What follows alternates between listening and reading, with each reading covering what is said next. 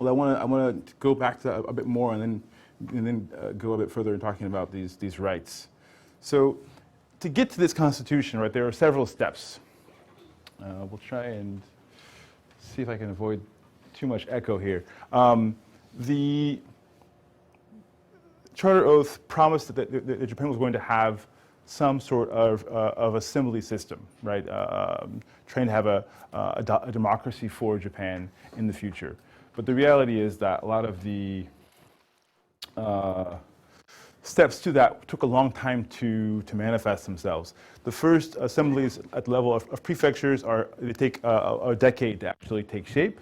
And then these are going to be very much based upon people who have land and a lot of land actually, and enough land to qualify them gives us a portion of Japan that can vote of about 1% of men. That's it. So a very small voting population for this new sort of democratic system. So sort of getting towards democracy, but not there at all. And we also see that the Meiji government is also worried about too much power for the populace of Japan, for Japan's masses. So they allow a little bit of voting, and then right afterwards, they make even stronger laws against assembly and press that criticizes the government. So these are things that are going to restrict how newspapers and reporters can talk about the government, about the emperor and the imperial family, and it's going to be the beginning or the basis for more strict press censorship and for meetings and gatherings. Not extremely provocative here, but this will be a basis for future much more strict policies later on. But the same year that they announced this, they also announced that there's going to be an imperial diet. Imperial diet is going to be a pretty major new thing for Japan, to have an assembly where people will meet in either one or two chambers, and they will be voting on how the government is going to function, right? And this is a core piece of democracy. But it takes a long time. It takes 5 years before they create the first peerage system, which is going to be the people who will be in the upper house, or the House of Peers, of this imperial diet. And there's still not a diet yet. They're just, people have gotten this title. And the people who become peers, the first people who will be part of this upper house later on, they are from the court, people who have ties to the imperial court, or they are military officials. They are former daimyo who used to be, who then became governors of prefectures. They have the military and imperial elite of Japan who get these titles. So it's a pretty high level, and it's a pretty sort of British style peerage system that will populate this group that will eventually become the House of Peers.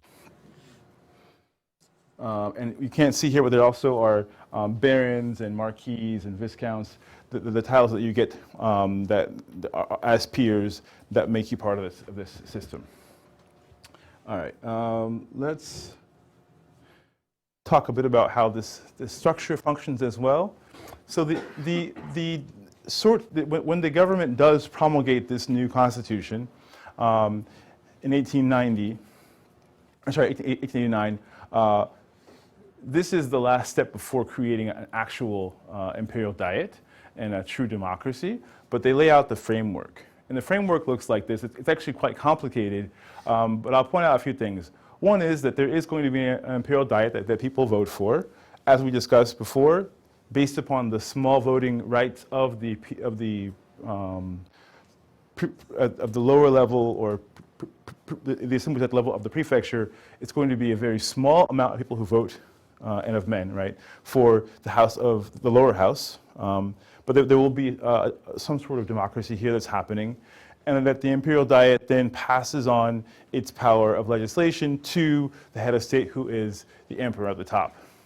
But the emperor has a lot of different powers that don't at all go through the imperial diet, and seem to be disconnected from the people who have chosen these legislators.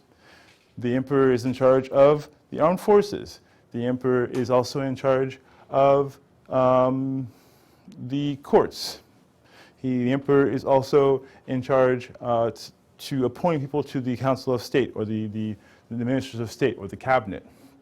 So the power of the emperor is a little bit ambiguous. It's a democracy, but it has some ambiguity to it. And we'll go more into that in a second. The people who established this system, it was drafted by two individuals, both of whom have a lot of experience working and living in Western Europe.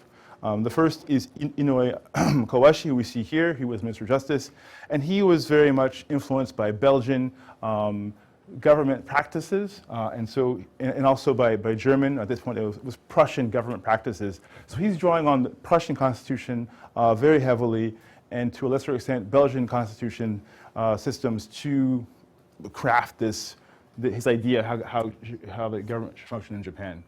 The other is also very much a Prussian constitutional sort of advocate, and that is Japan's first Prime Minister, Ito Hirobumi, but this is before he has that title. He is going to be the person who really finalizes the draft of the Constitution and sets the system up that we just saw a second ago. And as you can see, there are lots of buffers against too much mass political activity. Constitution is promulgated in 1889 in February in a big ceremony like this, in which the government of Meiji Japan presents this to the emperor, and the emperor then promulgates it to the people of Japan. So it's a gift. He gives them the gift of this liberating constitution in a very elaborate ceremony here. So as you, I think, probably discussed a little bit on Friday, there are lots of new rights. People in Japan become true national Japanese citizens with rights and also responsibilities. They have to pay taxes. They have to abide by the draft. They have to follow the rule of law. But they get freedoms like due process, property rights. They get freedom of religion within certain limits of peace and order, and duties as subjects. Freedom of speech and association. Also, there are some brackets around that one as well. But these are new things. People in Japan had not, up until the 1880s, talked about this idea of being politically represented, right, or of having rights, so to speak. The idea of rights as a whole, as Hyun is working on this right now, is a new concept. They had their lives, they had things, they had obligations, right? But the idea that the nation of Japan owed them something, and that they in return owed this nation something as well, is a very modern and heavily Western influenced concept. With these rights and these obligations and duties to the nation, there comes also a very heavy emphasis on the emperor.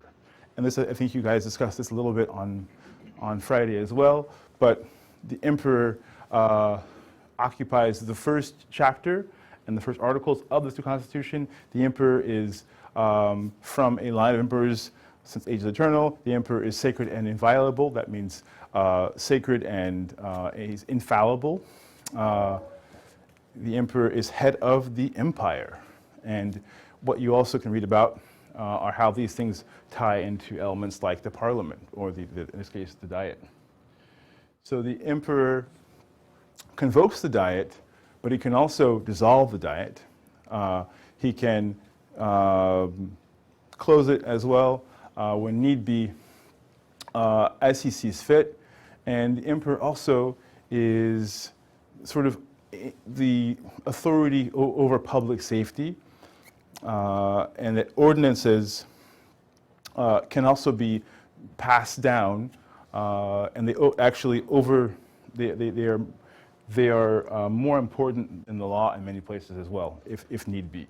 So he has this interesting sort of absolute authority sometimes, and then he has a constitutional monarchy authority in other times. And there's always this sort of this tension that's there.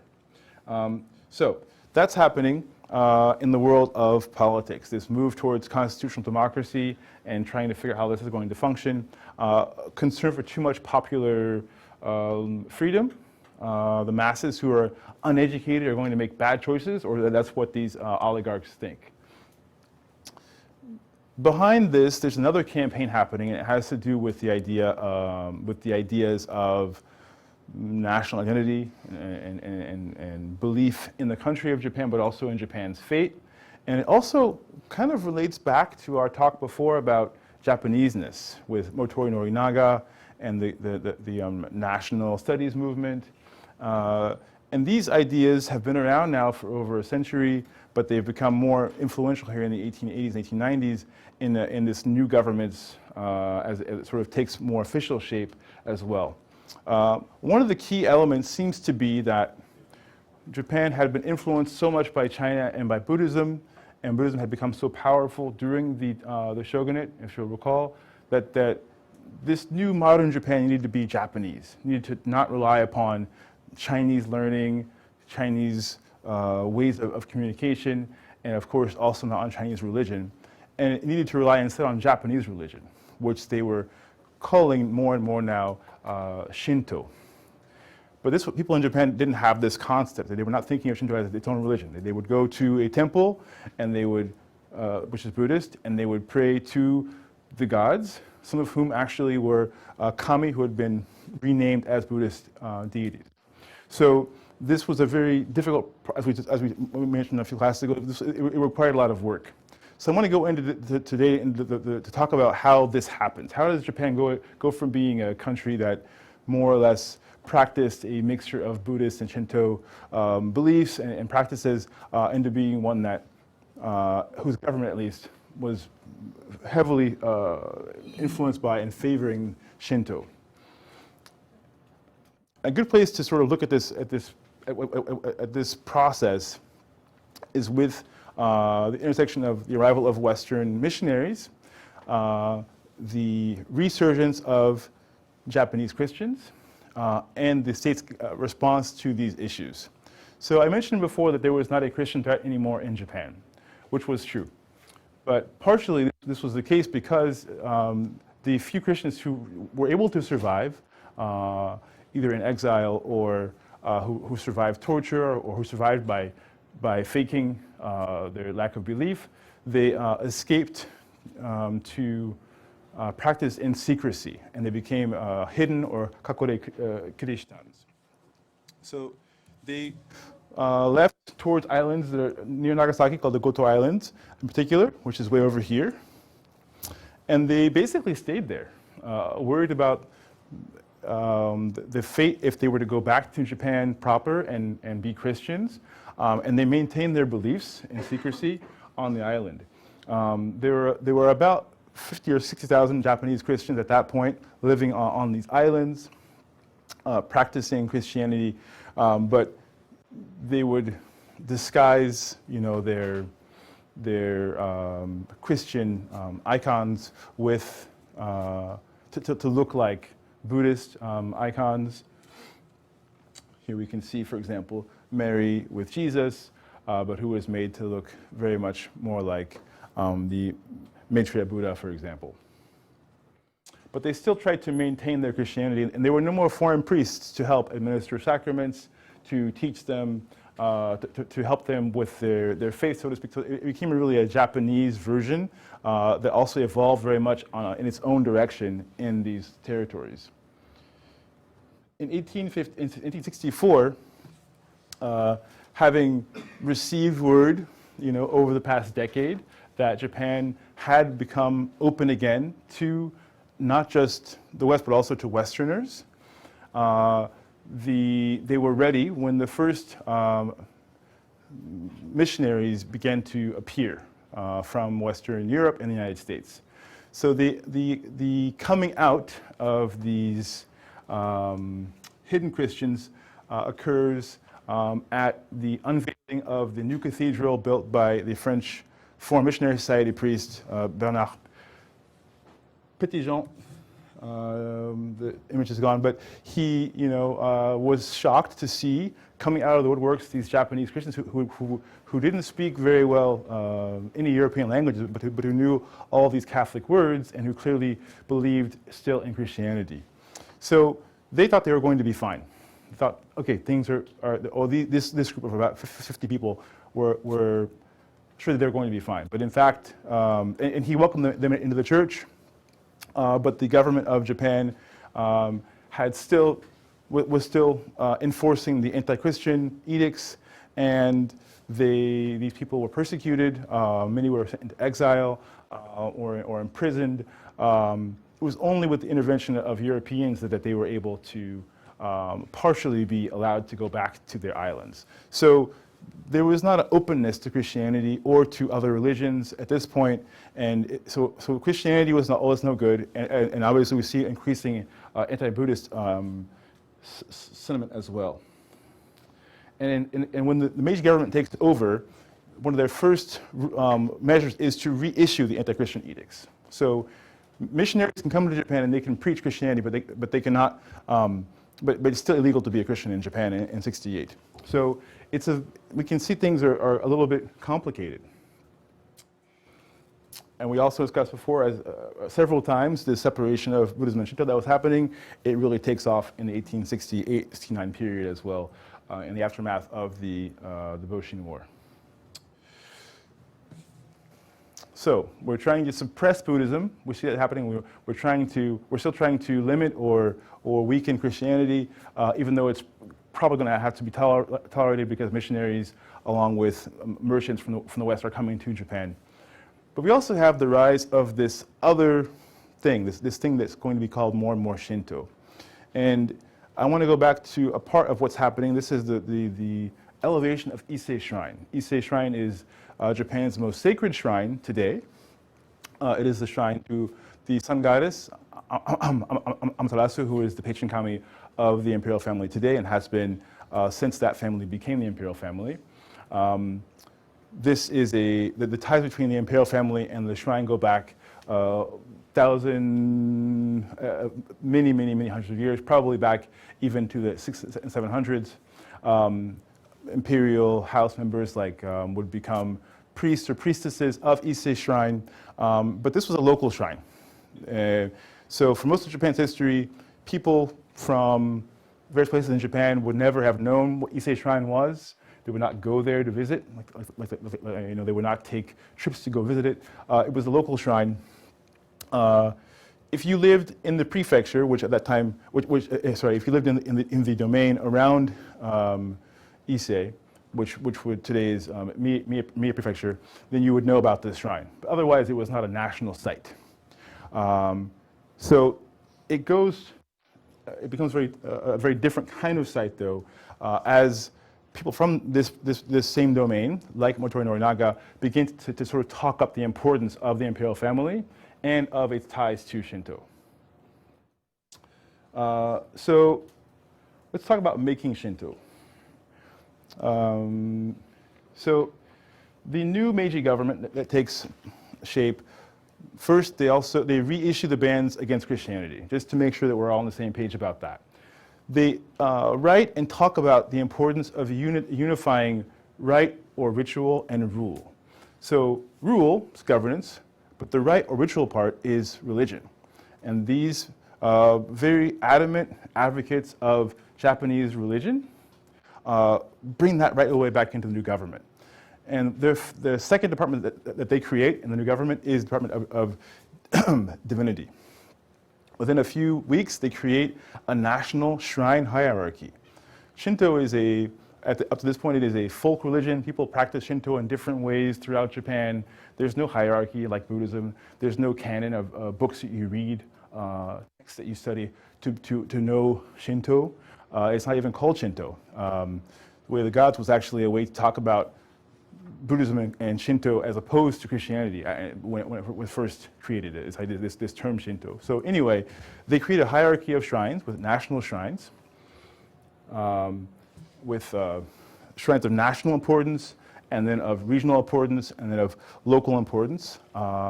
And then shrines become government institutions and are declared as such in 1871 by this new Department of Divinity. So you see how this is a really quick shift. All of a sudden now we have shrines taking this important spot as space and also institutions in Japan's government within 2 years of the creation of this new Meiji government. This was not all roses, because shrines were independent, local affairs for the most part, but the government steps in here and makes the land also part of, it nationalizes the land and makes it part of the government's property. And then they require people in Japan to stop going to Buddhist temples to register for births, marriages, and deaths, and tell them to go instead to go to local Shinto shrines. So they essentially just try and shift the emphasis from Buddhism to Shinto with these rules, which don't necessarily work very well, but the intention is there, and it creates a lot of important sort of pro-Shinto momentum. They also launch a campaign to get talismans throughout Japan of Ise Shrine, so that people across Japan will begin to recognize Ise Shrine as an important national shrine tied to the imperial family. So you see we're kind of moving here in a certain direction, and we'll see how this goes over time. Another important shrine that is important in this process of creating national identity of Japaneseness, and also of linking this to religion, is Yasukuni Shrine, which we see here probably around 1880. So this shrine is today Japan's most famous shrine, unfortunately, and we'll talk about it more in class later on. But it was created as by Omura Masajiro, who we see here. His statue is still there today in today's Tokyo. Omura was a top general from Choshu, a very close associate of the other founder of the Imperial Army, Yamagata Aritomo, and he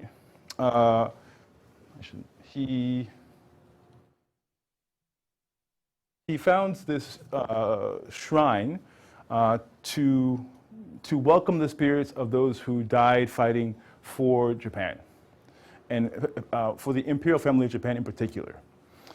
And it's a small shrine in 1869. It is not right away an important shrine. It's more of it's tied in fact to Japan's military from the beginning. But within a decade, the Meiji Emperor changes the name to Yasukuni Shrine, Yasukuni, which means peaceful country, ironically, and it becomes a national shrine, and then it becomes a special imperial shrine, the highest level of shrines in this new hierarchy.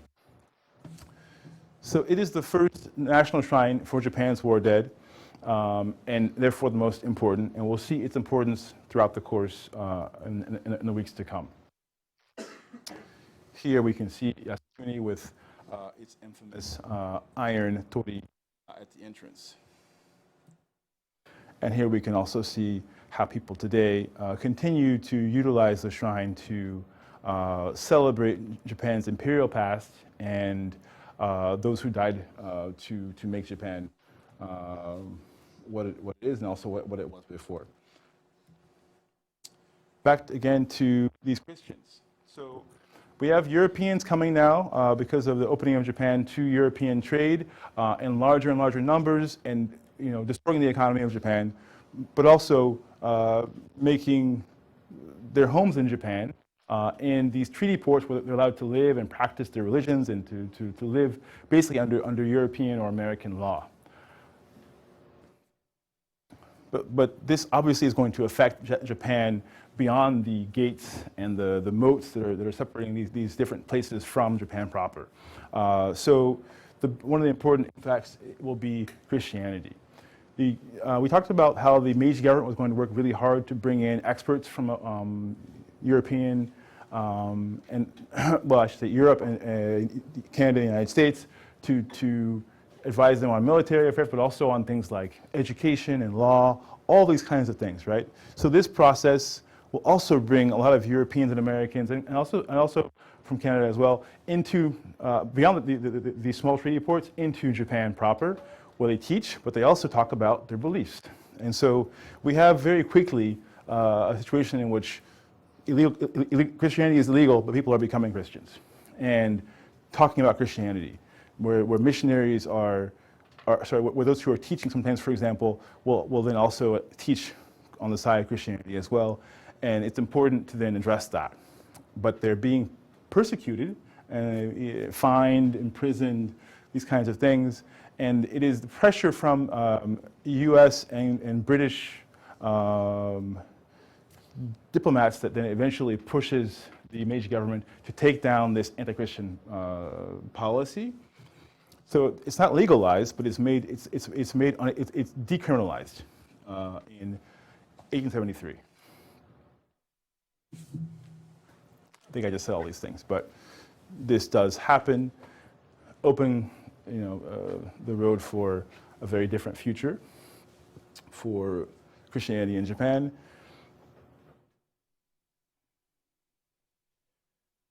But at the same time, the government is really looking very seriously at how to make Shinto a national religion and how to make it the religion that is guiding Japan.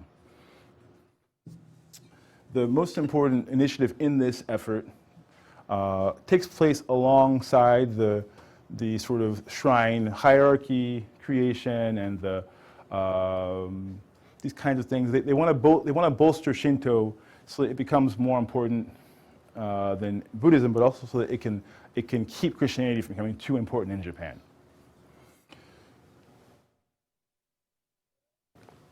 The Department of Divinity, which is part of the Meiji government, launches a great teaching campaign. It lasts for 14 years, and it is a major endeavor. They created a central institute in Tokyo in the same year that they removed the anti-Christian signs, by the way. And they also create local prefectural and then even a smaller level local teaching institutes that are supposed to be helping with this process. The goal of these institutes is to train people in Japan to understand these basic principles. The first is to revere the kami and the other and love the nation. The second is to basically apply the principles of heaven and the way of man. The third is serve the emperor and to faithfully maintain the will of the court.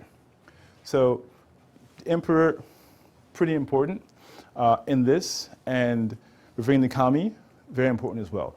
They use the word kami. They don't use other words that might mean deity. They use kami because this is a word that it's a very Shinto concept, and they put that with loving the nation or patriotism. So these are the three important, the three standards, and they are preached by people who have gone to train in this thinking at the Great Teaching Institute. But I make this point here that this actually was formerly, and today it is again, Zojoji Temple, which was an important ancestral temple, Buddhist temple of the shogunate I should say of the shogun and his family for over 2 centuries before it was reappropriated for this Shinto mission. So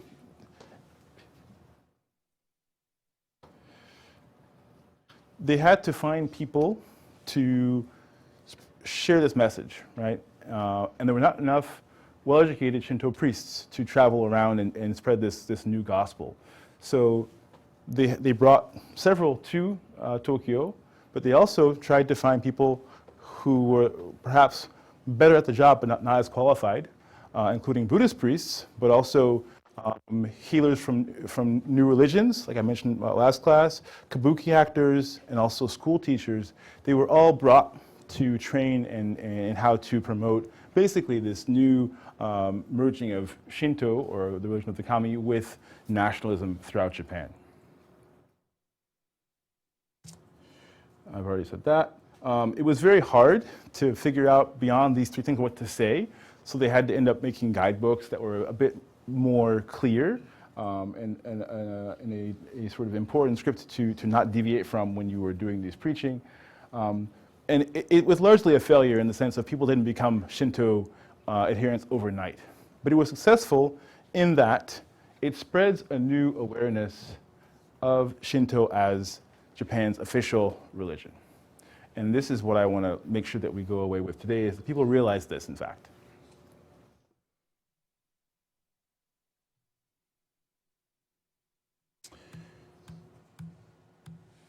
So it is not entirely a success either in terms of administration. The Department of Divinity goes through some bureaucratic changes. There was some fighting between priests and officials over which of the two major branches of this new Shinto hierarchy was more important. So there was politics, like in today's U.S. Senate and Congress or whatever. It was a lot of fighting that weakened the message, right?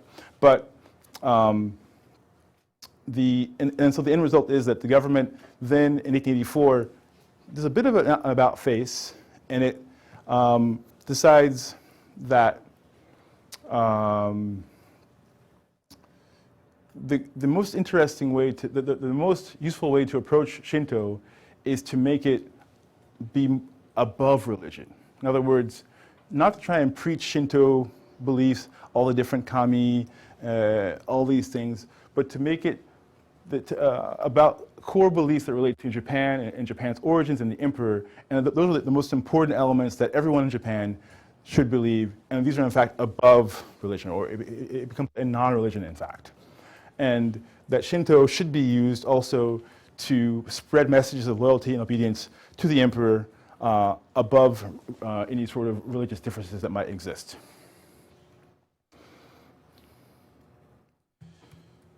This requires also the emperor to have a new position in the Japanese eye. If you'll recall, I talked last class about the emperor who was a no one for people in Japan. They never heard of him before. He didn't have any actual power, if you'll recall, during the period of the shogunate. So it was a process to make him something else. And a part of that process was making him important within Shinto. So he becomes the high priest of all of Shinto with new measures towards the end of the Great Teaching Campaign. He would also visit shrines in person, but especially military shrines like Yasukuni and Ise, his ancestral shrine. The government would make sure that newspapers in Japan would publicize rites being performed in the palace by the emperor throughout Japan, and then people would also be encouraged to take part in the same rite at home at the same time to sort of promote their proximity and identification with the emperor as well. The emperor was also, he toured all over Japan, and this was actually one of his major jobs, was to tour around, and people would then begin to see him for an important figure in the country and to recognize his importance through these efforts. I mean, a very massive PR campaign. And another important element was the promotion of the imperial couple's wedding anniversary, which was celebrated every year, but especially celebrated at the 5 and 10 year marks and 15 and 20 year marks as well, that were national celebrations of the imperial couple.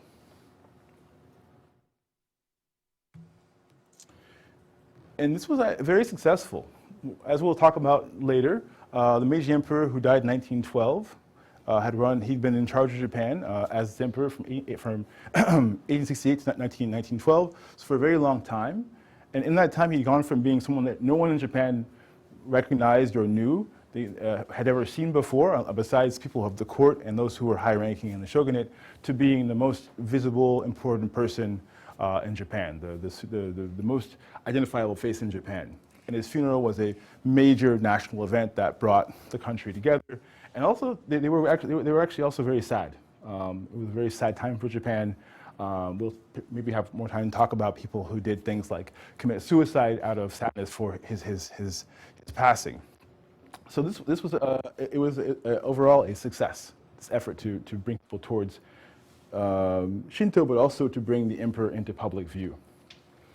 Let's talk lastly about an effort that ties these pieces together, the Shinto prominence piece, the anti-Christian piece, the imperial importance piece, the fear of too much popular sort of political participation, and the need for more nationalism and patriotism.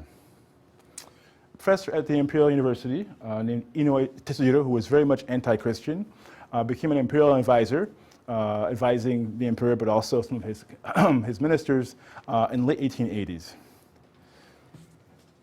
He was very much opposed to Christianity. He was very much in favor of religion serving the state. So in fact, kind of bringing back these Confucian ideas that were important back in the Edo period, in fact. He's the person who writes an educational rescript, commentary, but he also provides the text for this document. And this is, I'm going to move on next to this next part here. So what he really wanted was to sort of to actualize these ideals that were so important and that could tie together the government and nationalism and being patriotic with Shinto and with the importance of the emperor.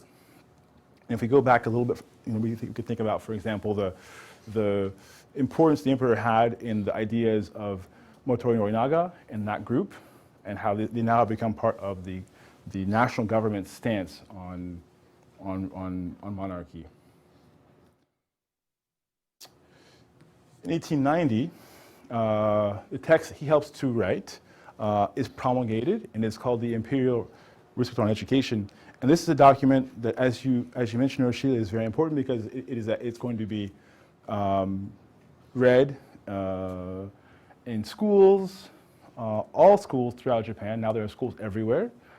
It's a very important document that has, it's sacred and because it has the imperial stamps on it. And it sort of contains the essential morality that the government is now trying to spread in Japan. It was so important that this, along with the imperial portraits of Emperor Meiji and the Meiji Empress, were rescued from burning schools at risk of great peril to make sure that they didn't burn and were not harmed.